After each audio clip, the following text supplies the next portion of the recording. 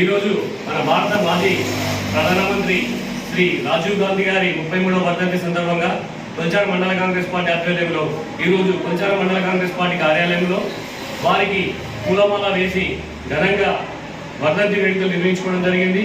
అలాగే మా కొల్చారం బస్టాండ్ ఆవరణలో పండ్ల పంపిణీ కూడా చేయడం జరిగింది. ఆ రోజు వారు చేపట్టిన టెలికమ్యూనికేషన్ సంస్కరణలు కానీ, ముందు చూపుతో కంప్యూటరీకరణ కానీ, అటువంటి మంచి ఉద్యమ స్ఫూర్తి నాయకుడైన ఆయన ఆశయాలు ఈరోజు మనం నెరవేరుస్తూ కాంగ్రెస్ పార్టీ గత 2014 వరకు కూడా ఎన్నో కార్యక్రమాలు చేయడం జరిగింది. 10 ఏళ్ల క్రితం మోడీ గదనికి సామాన్య ప్రజలకు కానీ, ఇటు మామూలు వ్యక్తులకు కానీ ఎలాంటి న్యాయం చేయలేకపోయాడు. పెత్తందారులకు, కార్పొరేట్ సంస్థలకే వాళ్ళు రుణాలు మాఫీ చేసి వాళ్ళను మరింత ఎదిగే విధంగా చేసింది తప్ప ఎప్పుడు కానీ గాంధీ కుటుంబం పేద వర్గాలకు, బడుగు బలహీన వర్గాలకు కూడు గుడ్డ మకాలనే నినాదంతో ప్రతి ఇంటికి కాంగ్రెస్ పార్టీ చేపట్టే కార్యక్రమాల ద్వారా లబ్ధి చేకూరే విధంగా వాళ్ళు రూపకల్పన చేయడం జరిగింది.